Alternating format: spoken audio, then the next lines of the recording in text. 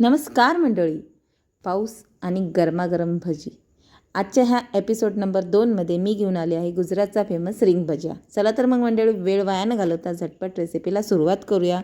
तर इथे मी 4 ते 5 भावनगरी मिरची घेतलेली आहे. तिला अशी पातळ पातळ कट करून घ्यायची आहे, गोल गोल. हे पहा, अशा पद्धतीने.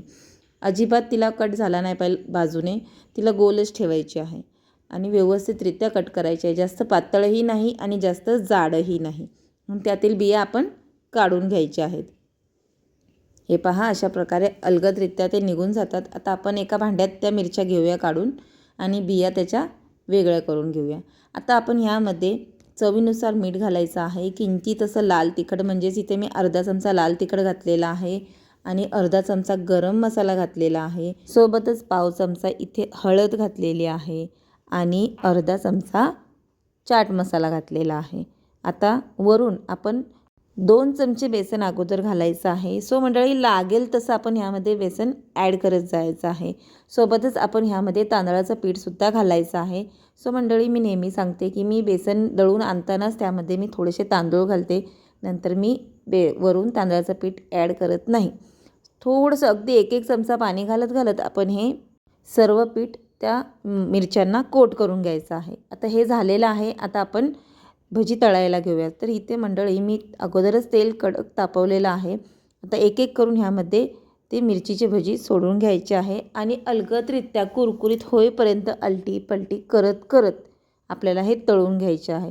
सो मंडळी, जास्त काही वेळ लागत नाही. 2 ते 3 मिनटात मस्त असे कुरकुरीत होतात आणि मिरची आतमध्ये सुद्धा भाजली जाते. अगदी छान आणि अप्रतिम लागतात. एकदा नक्की ट्राय करा. हे गुजरातचे फेमस आहेत रिंग भज्या. सो मंडळी, तुम्ही एकदा नक्की ट्राय करून बघा. सो मंडळी, इथे हे भजी तळून झालेले आहेत. तुम्ही बघू शकता. अजून एखाद मिनिटभर तळून घेतले की झालं.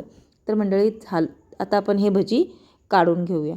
तर मंडळी, मस्त असे कुरकुरीत भजी तळून झालेले आहेत. हे पहा, आणि सुंदर असा रंगही आलेला आहे. आणि टिश्यू पेपरवर आता आपण हे काढून घेऊया.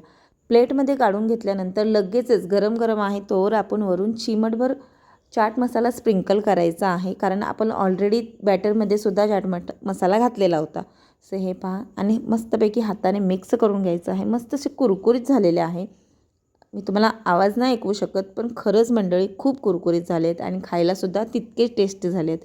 तर मंडळी, तुम्हाला जर माझी रेसिपी आवडली असेल तर व्हिडिओला लाईक, शेअर आणि सबस्क्राईब करा.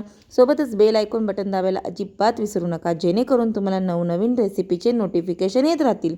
पुन्हा भेटू अशाच एका नवीन रेसिपीसोबत. वेळात वेळ काढून पूर्ण व्हिडिओ पाहिल्याबद्दल मनापासून खूप खूप खूप थँक्यू.